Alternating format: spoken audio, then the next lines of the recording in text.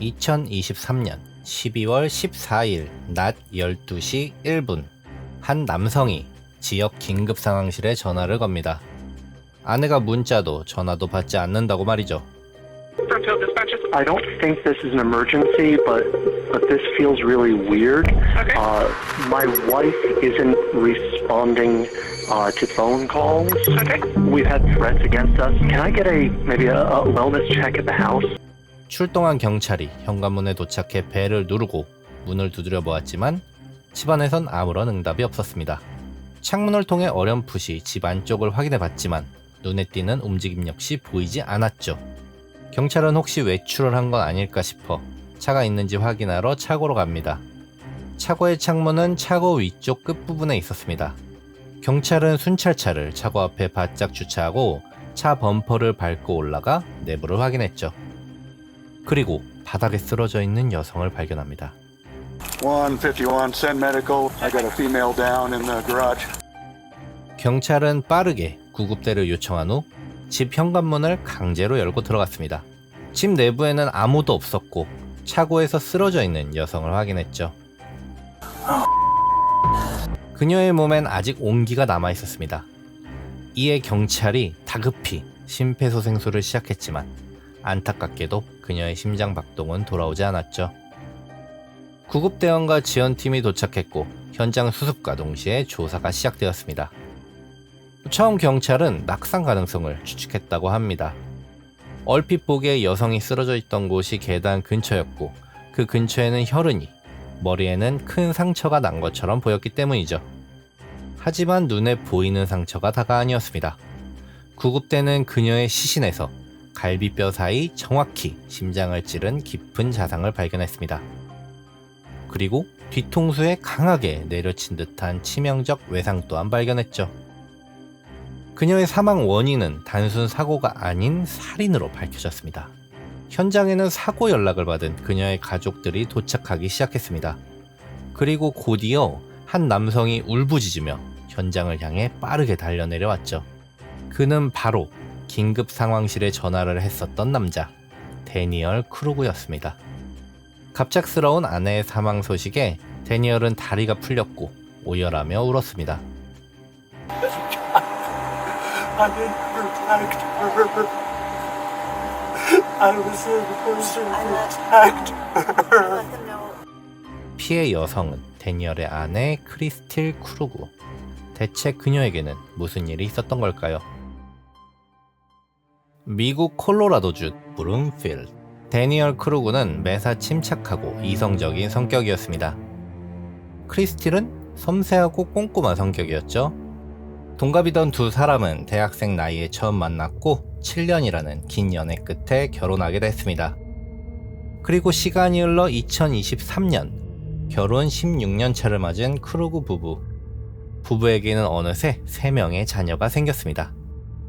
데니얼은 콜로라도주의 재정 담당자로 꽤 높은 직급의 공무원이 되었고 크리스틸은 생화학 엔지니어로 일하고 있었죠. 넉넉한 소득 수준과 화목한 가정. 이웃들에게는 이상적이고 안정적인 가정으로 통했다고 합니다. 크리스틸이 사망하기 3달 전인 2023년 9월, 남편 데니얼은 수상한 일을 겪게 됩니다.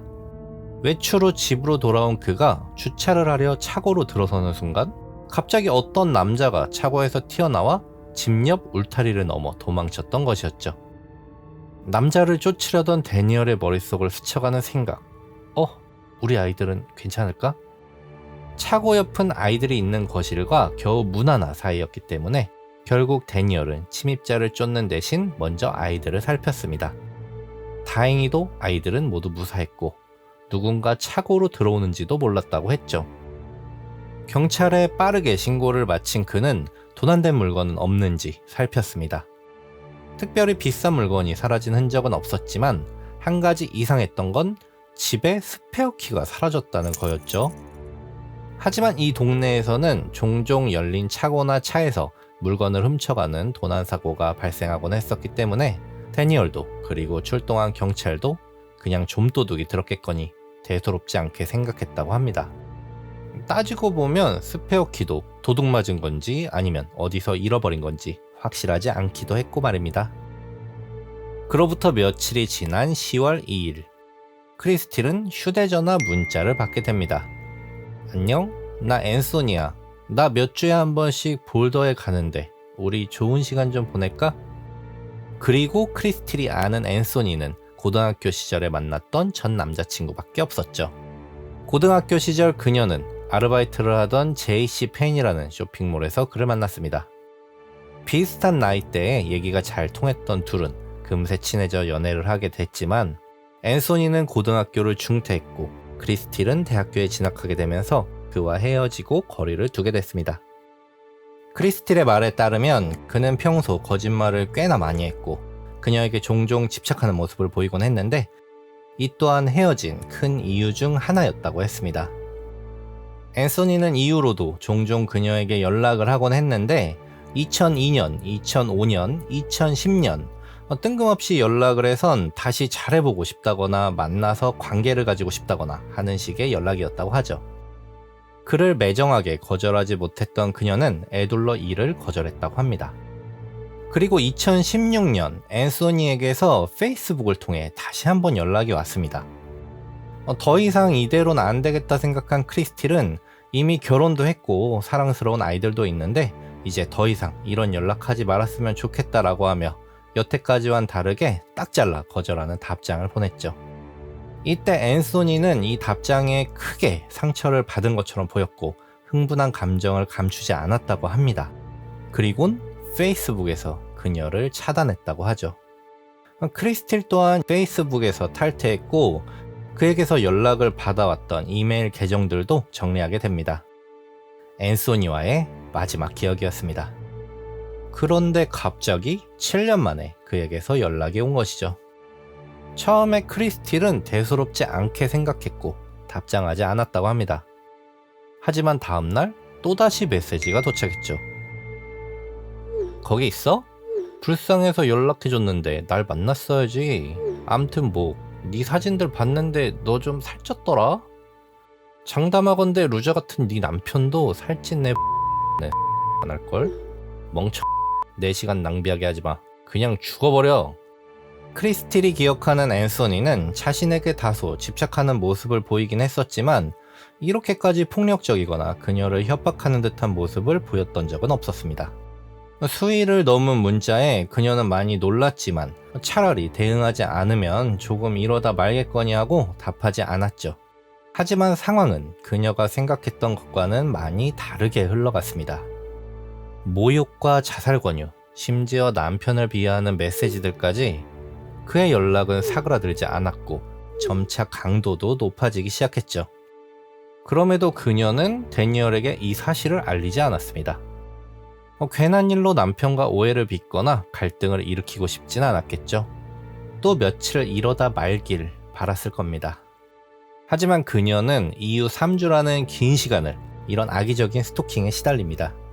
그녀의 마음속엔 점차 두려움과 불안감이 커지기 시작했죠. 그렇게 조금 더 시간이 흘러 10월 31일 할로윈 데이. 크리스틸은 이날 홀랜드 킥스라는 발신자로부터 메일 한 통을 받았습니다. 메일에는 남편 데니얼의 출근하는 모습이 첨부되어 있었죠. 참고로 앤소니의 풀네임이 잭 앤소니 홀랜드입니다. 그녀는 메일을 보낸 사람이 앤소니임을 직감했죠. 네 남편이야? 운전을 느려 터진 할머니처럼 하네. 운전 조심하라고 해. 크리스틸은 이 메일에 큰 충격을 받고 맙니다. 설마 앤소니가 자신뿐만 아니라 가족까지 미행하다니 말이죠. 심지어 그가 그녀의 가정에서 아주 가까이 머무르고 있는 듯한 느낌을 받았습니다. 크리스틸은 고민 끝에 결국 데니얼에게 앤소니의 존재를 알렸습니다. 모든 일을 듣게 된 데니얼 역시 큰 충격을 받았죠.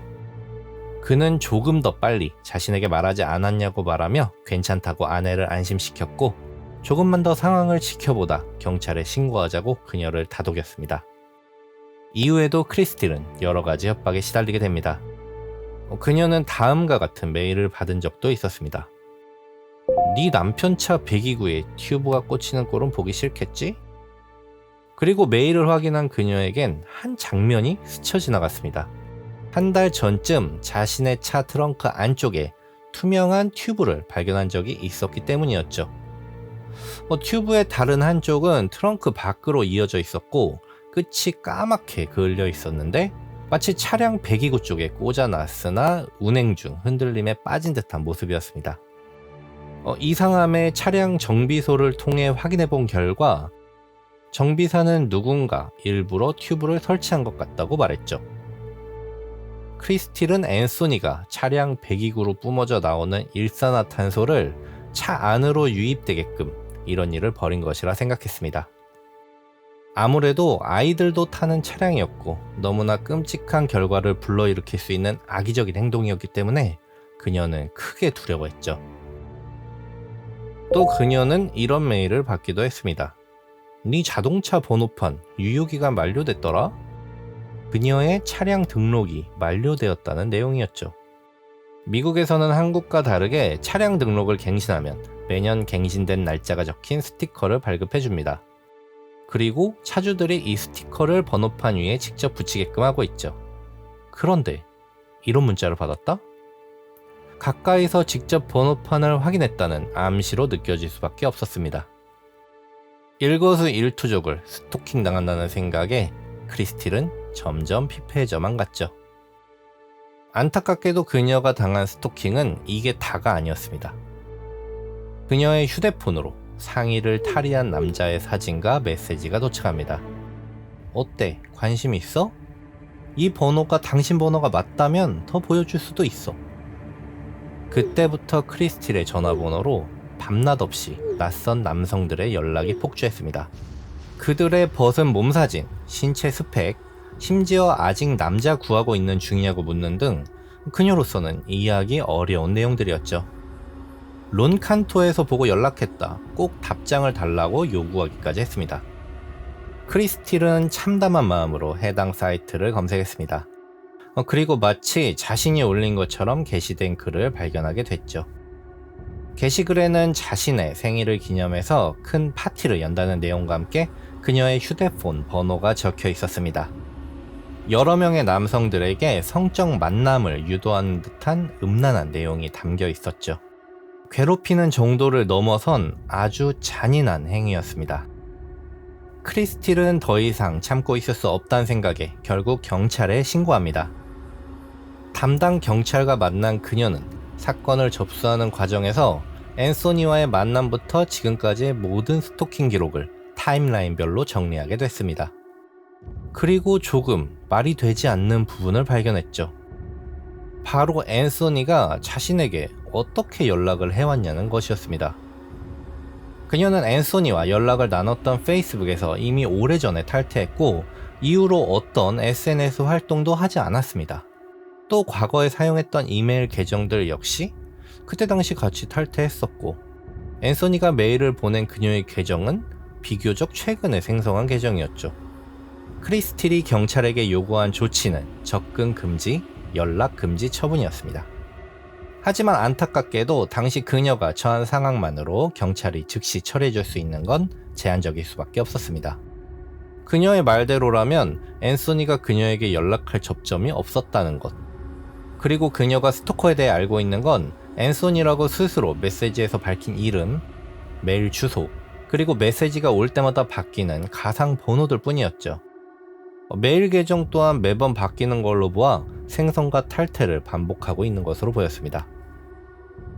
미국 법상 임시보호명령과 접근금지, 연락금지 신청을 하려면 가해자에게 직접 서류가 전달되어야만 하는데 문제는 앤소니의 정확한 거주지를 알 수가 없었습니다. 무엇보다 이 스토커가 진짜 앤소니인지 확인하는 것조차 사생활 침해가 될 수 있어 진행이 쉽지 않았죠. 범인의 거주지가 콜로라도주가 아니라면 절차는 더 복잡해질 수도 있는 상황. 그리고 당시 사건을 담당했던 경찰의 입장에선 확실한 증거도 없이 너무 일찍 개입해 경고했다가 오히려 스토커를 자극해 물리적인 피해가 생길 것을 우려했었다고 합니다. 담당 경찰은 스토커의 발신 번호와 이메일 주소를 기반으로 서비스 업체들에게 확인을 요청하는 영장을 신청하는 한편 크리스틸에게는 조금 더 확실한 증거가 잡힐 때까지 지켜보자고 제안했다고 합니다. 결국 그녀는 별다른 조치는 받지 못한 채 경찰과의 면담을 마칠 수밖에 없었습니다. 그리고 며칠 뒤 이런 메시지가 도착했습니다. 너 치과 갔었지? 차에서 널 보고 흥분해버렸지 뭐야? 네 차에 내 정액을 뿌려놨어. 곧 보자. 끔찍한 문자에 그녀는 치를 떨면서도 정액은 또 확실한 증거가 될 수 있었기에 그녀는 바로 경찰에게 이를 제보했습니다. 곧바로 담당 인력이 출동했고 몇 시간에 걸쳐 차량을 살펴봤지만 안타깝게도 그녀의 차량에선 어떠한 흔적도 찾을 수가 없었습니다. 경찰은 헛걸음을 했고 크리스틸도 답답하기만 한 상황. 그녀는 무력감을 느끼고 극도로 불안함에 떨기 시작했습니다. 이 모든 것들이 상황을 모두 예측하고 있는 스토커의 의도적인 행동은 아닐까? 경찰은 아무런 도움이 되지 못했고 그가 언제든 마음만 먹으면 그녀 앞에 나타날 수도 있다는 생각이 그녀를 집어삼키기 시작했던 거죠. 당장 법으로 자신을 보호할 수 없다고 판단한 그녀는 이후 스스로를 지켜낼 방법을 강구했습니다. 먼저 집의 모든 문을 잠그고 집 곳곳에는 CCTV를 설치했죠. 남편 데니얼과 자신의 차에는 블랙박스를 달았고 외출 시 미행하거나 수상한 차량이 있는지 꼼꼼히 체크하기 시작했습니다. 총기 소지증도 발급받았고 총기 사용법을 배우기 위해 교육도 들었습니다. 그러던 중 데니얼은 자신이 가는 곳마다 우연히 마주치는 차량을 인지하게 됩니다. 바로 은색의 토요타 캠리였습니다. 그는 차량을 마주친 특정 날짜와 시간대를 경찰에게 설명했지만 경찰이 CCTV를 통해 해당 차량을 명확히 구분해내긴 어려웠습니다. 이 차는 말 그대로 도로에 흔하게 널린 국민차였기 때문에 차종과 색깔만으로 추적하는 데에는 한계가 있었죠. 여러모로 스토커 검거 시도는 무산으로 돌아갔고 크리스틸의 가족들은 나아지지 않는 상황과 스토킹의 공포에 점점 잠식되어 갔습니다. 그들에게 평범한 일상은 이미 아주 오래전의 이야기였죠. 크루그 부부의 큰 딸은 발레단의 무용수였는데 크리스틸은 항상 딸과 리허설을 함께했고 연습도 직접 도왔습니다. 모든 공연에 따라다니며 적극적으로 서포트해왔죠.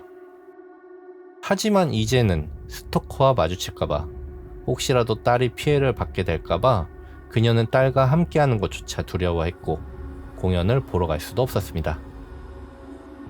원래대로라면 가족이 함께 보냈을 추수감사절에도 무슨 일이 생길지 모르니 떨어져 시간을 보냈죠.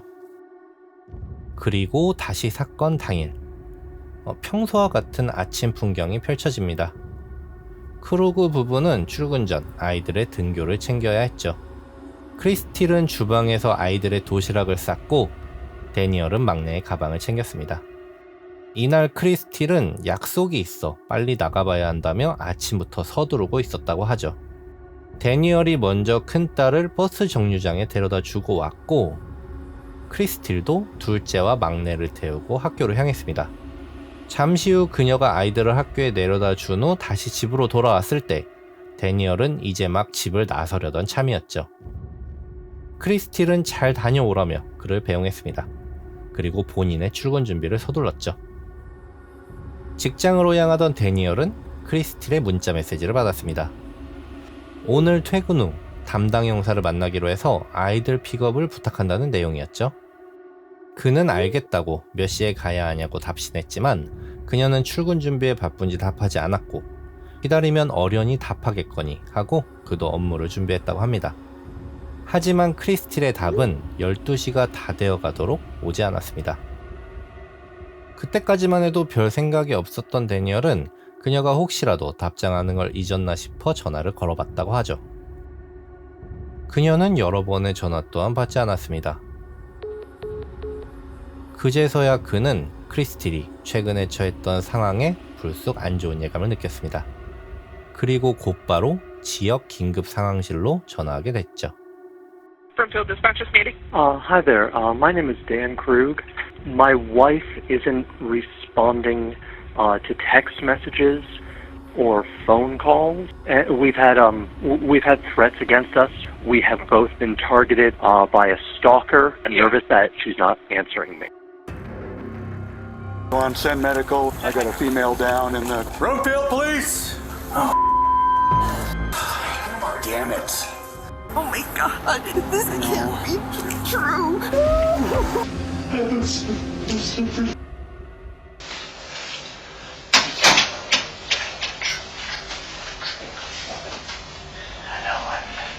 Did what you said. Call police. I appreciate you call police. Did what you said. I did that girl. It's not your fault. I was protect.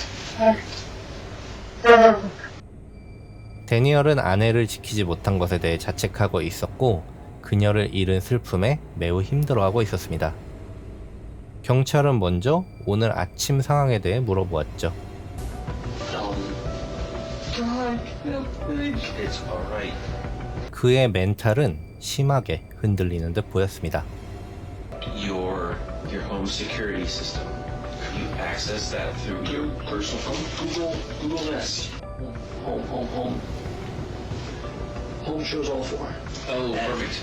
경찰은 부부가 개인적으로 설치했던 CCTV에서 녹화된 내용을 확인하기 위해 데니얼에게 협조를 요청했고 그 확인 과정에서 이상한 점을 발견하게 됩니다.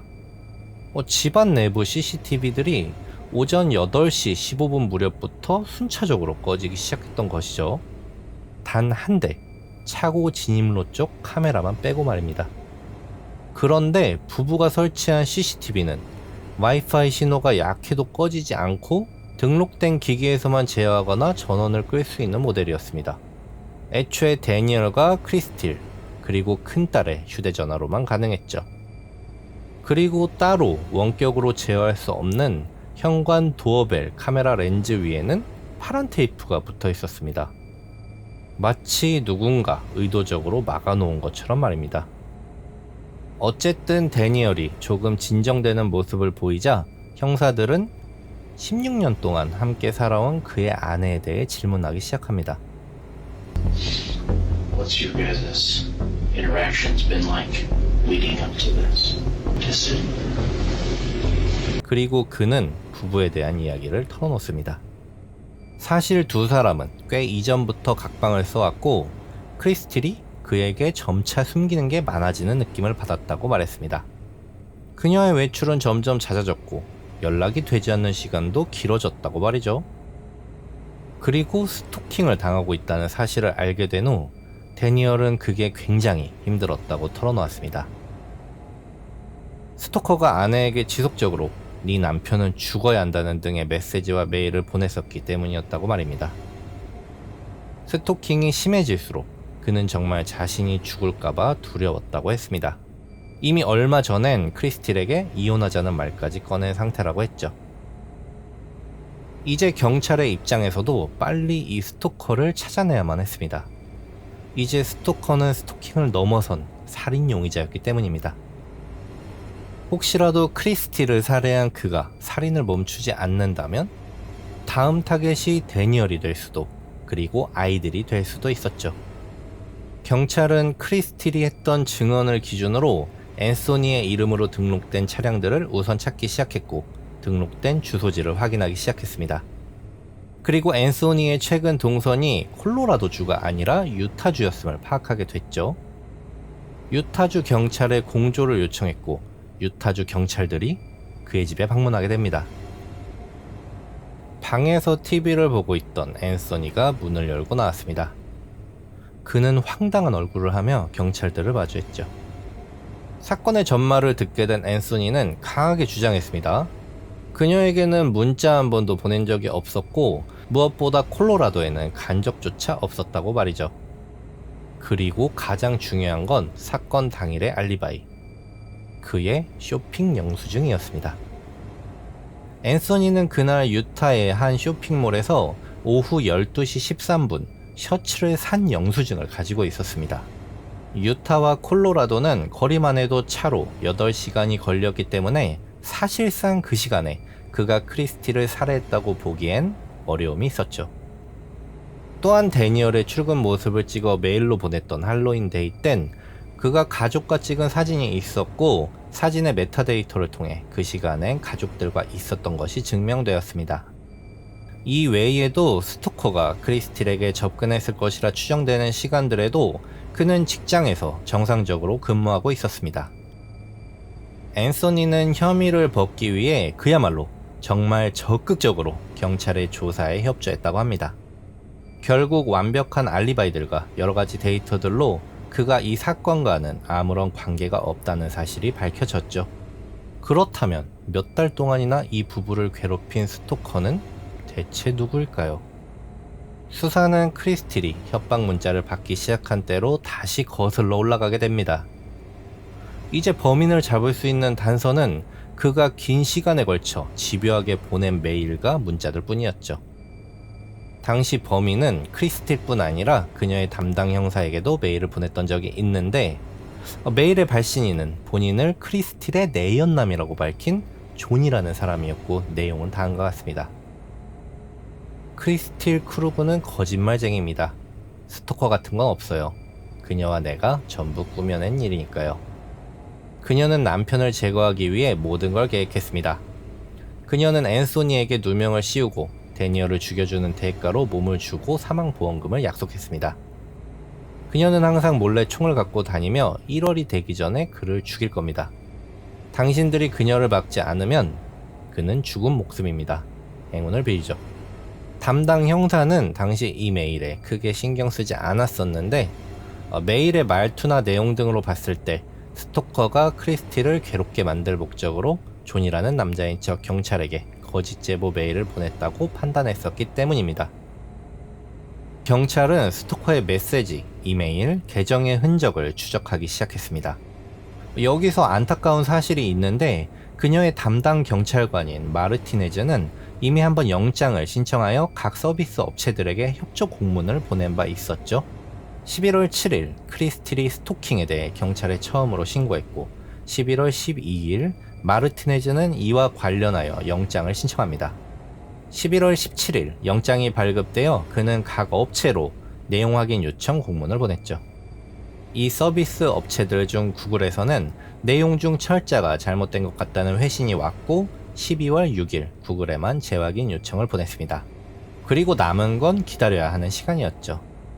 당시와 같은 스토킹 상황에서는 일반적으로 업체들로부터 답변을 받기까지는 최소 몇 주에서 길게는 한 달 이상이란 시간이 필요했다고 합니다. 하지만 그 사이 크리스틸은 살해당하고 말았죠. 그녀가 살해당한 뒤 경찰은 긴급으로 다시 영장을 발급하여 각 업체들로 사실 확인 요청을 보냈습니다. 그리고 업체들로부터 회신이 오기까진 채 반나절이 걸리지 않았죠. 소위 말해서 큰일이 벌어진 후에야 빠르게 진행되는 수사는 매번 아쉬움이 드는 부분입니다. 아무튼 결과가 너무나도 경악스러웠습니다. 스토커가 보낸 메일과 메시지 대다수의 발신 IP 주소가 가리킨 곳이 데니얼의 회사였기 때문입니다. 심지어 크리스티를 협박하기 위해 사용했던 이메일 계정들 그리고 가상 번호들이 그의 회사 와이파이에서 연결된 상태에서 생성됐죠. 하지만 데니얼은 이에 강력히 반박했습니다. 회사의 공용 와이파이는 누구나 사용할 수 있고 스토커가 그의 사진을 찍을 정도로 가까이 접근했던 적도 있으니 흔적을 남기지 않으려고 아니면 오히려 그에게 누명을 씌우기 위해 스토커가 오히려 회사 와이파이에 접속해 썼을 수도 있다고 주장했죠. 하지만 경찰이 수집한 증거는 이게 다가 아니었습니다. 그동안 크리스틸에게 수신된 메시지 발신 번호는 임시로 가상의 전화번호를 제공하는 서비스인 번호넘버라는 앱을 통해 생성된 거였는데요. 앱 내의 가상번호 생성 및 발신 비용은 유료 서비스였고 이 비용이 모두 데니얼의 이름이 입력된 비자 기프트 카드에서 결제된 사실이 확인되었습니다. 추가로 스토커가 메시지를 보낸 시간대의 발신 위치와 동일 시간대 데니얼의 개인 휴대전화의 위치 정보가 모두 정확하게 일치하는 것도 확인됐죠. 그러니까 한마디로 디지털 증거들이 명백히 스토커가 데니얼임을 가리키고 있었습니다. 또한 그의 구글 계정에는 다음과 같은 검색 기록이 발견됩니다. 얼마나 세게 머리를 때려야 사람이 기절할까? 기절하는데 필요한 머리 충격량. 사람은 정말 머리를 맞았을 때 기절할까? 맞아서 기절하면 어떻게 될까? 좀 소름 끼치지 않나요? 크리스틸이 살해되기 바로 하루 전의 기록이었습니다. 그리고 실제로 그녀는 뒤에서 머리를 공격당했죠. 경찰은 크리스틸의 휴대전화 역시 포렌식을 하게 됩니다. 그리고 그날의 상황이 모두 밝혀지게 됐죠.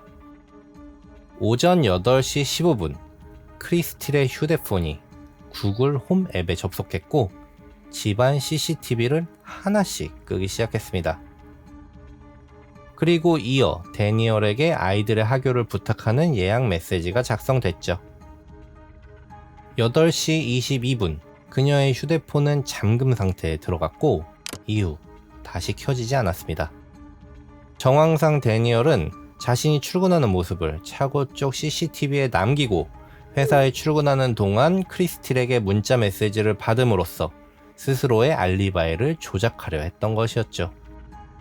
현장 조사 당시 도어벨 카메라 렌즈를 덮고 있었던 파란색 테이프는 주방 서랍에 있는 것과 동일한 제품으로 확인된 바 있었습니다. 다만 당시에는 범인이 카메라 렌즈를 덮을 때 단지 동일한 제품을 사용한 것인지 아니면 주방 서랍에서 이 테이프를 꺼내서 사용한 것인지, 만약 그랬다면 어떻게 서랍에 테이프가 있다는 걸 알았는지, 이러한 것들에 대한 논란의 여지가 다소 있었죠. 하지만 이 테이프 자체가 워낙 흔히들 쓰는 제품이라 사건 해결에 실마리까지는 되지 못했습니다. 그러나 사실 범인이 데니얼이었다면 그땐 이야기가 달라질 수 있었습니다. 그리고 조사를 이어갈수록 여러 의문들이 생겨났습니다. 이날 데니얼은 평소보다 약 30분 정도 늦게 집에서 출발하게 되었는데 그에겐 항상 아침마다 카페에 들려서 커피를 사는 루틴이 있었습니다. 그리고 하필이면 이날 집에서부터 카페에 차량이 나타날 때까지의 동선에 약 5분 정도의 공백이 추정되었으며 동선에는 공사 중인 넓은 공터가 있었죠. 그리고 또 데니얼은 이날 차량에 설치된 블랙박스 전원을 직접 끄고 출발하는 모습도 확인되었습니다. 전원을 끄기 전까지는 그 모습이 녹화되고 있었을 테니까 말이죠. 사건 현장에서는 크리스틸이 살해당하는데 쓰인 흉기라 할 만한 것이 발견되지 않았는데 수사팀은 그가 분명히 살해 도구를 어딘가에 버렸을 것이라 추측했습니다. 그리고 당시 데니얼의 동선상에 있었던 공사 중인 넓은 공터가 유력한 위치로 지목되었죠. 하지만 이곳은 현재도 계속 공사가 진행 중인 곳이었고 인적이 드물었습니다. 근처에 확인할 수 있는 CCTV도 목격자도 없었죠. 살해 도구는 꼭 수집되었어야 할 증거였기 때문에 경찰은 데니얼의 동선 곳곳을 대대적으로 수색했지만 안타깝게도 흉기는 끝내 발견되지 않았습니다. 그리고 또 다른 의문은 데니얼의 몸, 옷, 차, 그 어떠한 곳에서도 혈흔의 흔적을 찾아볼 수가 없었습니다. 그녀의 머리를 등 뒤에서 공격하고 가슴을 칼로 찔렀다면 분명히 튄 혈흔이 있어야 하는데 흔적조차 찾을 수 없었죠. 하지만 또 한편으로는 매우 강한 힘으로 둔기를 위에서 아래 방향으로 내려쳐 바로 의식을 잃게 만들고 쓰러진 그녀의 심장을 정확히 찌른 상황이라면 충분히 가능하다는 과학적 분석도 있었습니다. 그리고 경찰은 이 정도로 몇 개월 전부터 치밀하게 살인을 계획한 사람이라면 피를 남기지 않을 준비도 했을 것이라 주장했습니다. 하지만 데니얼은 끝까지 본인의 살해 혐의를 인정하지 않았습니다. 누군가 자신을 가장해 버린 일이라고 일관되게 주장했을 뿐이었죠. 실제로 그가 크리스틸을 죽였다는 그 직접적인 증거가 없기도 했고요. 그러던 중 수사팀은 그의 범행에 무게를 실어주는 데니얼의 과거 기록을 하나 찾아냅니다. 그에겐 이미 과거에 전 여친을 스토킹했던 것으로 의심되는 사건 기록이 있었던 것이죠. 대학교 시절 그는 크리스틸을 만나기 전 캐리라는 여자와 사귀었는데 이별 후 온라인을 통해 그녀의 지인이나 다른 여러 사람들을 사칭하며 지속적으로 그녀에게 메시지를 보냈다는 의심을 받았습니다. 메시지의 내용은 주로 그녀의 지인을 사칭하며 다시 그와 잘해보라고 하거나 제3자인 척 왜 그와 헤어졌냐, 다시 만나달라고 빌어라 라는 식의 거짓말과 모욕적인 말들이었죠. 당시 캐리는 경찰에 데니얼을 스토킹 혐의로 신고했고 조사가 진행됐으나 그때 역시 직접적인 증거가 발견되지 않아 기소로 이어지진 못하고 사건 기록만 남아 있었습니다. 하지만 확실한 건 과거 그의 전 여친 캐리가 당한 스토킹과 크리스틸이 당한 스토킹에는 어느 정도 유사한 부분이 존재한다는 것이었습니다. 그리고 그곳엔 데니얼이 있었고 말이죠. 또 크리스틸의 친모의 증언에 따르면 이혼을 요구했던 건 데니얼이 아니라 오히려 크리스틸이었다고 합니다. 크리스틸은 엄마와 사이가 좋아 자주 통화하고 서스럼 없이 고민을 털어놓곤 했었는데 데니얼과 사이가 많이 멀어졌고 여러 부분들이 맞지 않아 이미 각방을 쓰기 시작한 지 꽤 되었다고 말했다고 하죠. 경찰은 데니얼이 각자 스토커를 만들어 크리스틸을 공포 속에 가둔 뒤 자신에게만 의지하도록 해서 다시 그녀와의 관계를 회복하려 한 것이 아니냐는 추측을 내놓기도 했습니다. 실제로 크리스틸이 데니얼에게 처음 이혼을 요구했던 시기가 그녀가 스토킹을 당하기 시작한 시기와 어느 정도 일치하는 것으로 이 추측은 매우 합당해 보이기까지 합니다. 하지만 그녀는 데니얼의 생각보다 훨씬 강한 사람이었습니다. 스토킹 초기 그녀는 그에게 의존하지도 도움을 요청하지도 않았죠. 단지 문제를 스스로 해결하려 애썼습니다. 그리고 이에 당황한 데니얼은 스토킹의 강도를 높여갈 수밖에 없었을 겁니다. 그녀의 차량에 위협하듯 튜브를 설치했고 심지어 출근하는 모습을 셀카로 찍어가며 스스로의 목숨이 위협받는 척까지 해야만 했죠. 나중에 그녀는 어쩔 수 없이 데니얼에게 이를 알리고 같이 대응하긴 했지만 그건 아마도 데니얼에게 피해를 주기 싫은 마음 때문이었을 겁니다. 결국 그와는 이혼해야 할 사이였을 테니까 말이죠. 그리고 뜻을 이루지 못한 데니얼의 스토킹은 관계 회복이 아니라 종국엔 파괴로 기울기 시작했을 겁니다. 이 사건은 대중에 알려지며 정말 많은 논란이 있었습니다. 법적으로 조치할 수 있는 한계가 있다곤 하지만 너무 초기 수사가 허술했다는 의견이 많았죠. 왜 몇 달이 지나도록 앤소니를 수사 과정에서 배제하지 못했는지, 스토킹의 수위가 심했음에도 왜 법적으로 보호받지 못했는지 등의 이유로 말입니다. 데니얼의 재판은 디지털 증거와 정황을 중심으로 진행되었습니다. 살해 도구가 발견되지 않았고 그가 크리스틸을 살해했다는 확정적인 물증이 없었음에도 그에겐 이례적으로 유죄가 선고되었죠. 2025년 4월 18일 배심원단의 판결은 다음과 같습니다. 1급 살인 인정, 유죄, 스토킹, 제3자 사칭 등 그녀를 괴롭혀온 모든 혐의들 인정, 유죄. 이에 판사는 1급 살인으로 가석방 없는 종신형을 그리고 나머지 혐의에 대해 징역 9년 6개월을 선고했습니다. 종신형을 선고했음에도 추가로 9년 6개월의 징역형이라니. 어쩌면 죽어서라도 더 죗값을 치르기를 바란 판사의 마음은 아니었을까요? 많은 사람들이 크리스틸의 죽음에 안타까워하고 눈물을 흘렸습니다. 그녀는 경찰에 신고하고 증거를 수집했고 지방 곳곳에 카메라를 설치했으며 스스로를 훈련했지만 그럼에도 스토커가 바로 남편이었기에 그 어떤 대비도 충분하지 않았죠. 판사는 판결과 더불어 데니얼에게 이렇게 말했습니다. 당신은 한 사람을 죽이는 것을 넘어 가족 전체의 삶을 의도적으로 파괴한 잔인한 범죄를 저질렀다. 피해자는 단지 살해당한 것뿐 아니라 살해되기 수개월 전부터 이미 삶을 빼앗겨왔다. 스토킹 사건은 눈에 보이는 증거가 모이기 전까진 그저 일종의 감정으로 취급되기 쉽습니다. 그리고 피해자는 제대로 된 보호를 받지도 못한 채 불안과 공포 속에 살아야 하죠.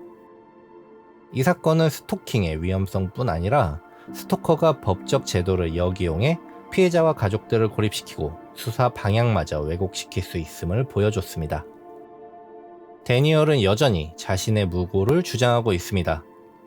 스토커의 다음 목표는 아이들일 거라 울부짖으며 항소심을 준비하고 있죠.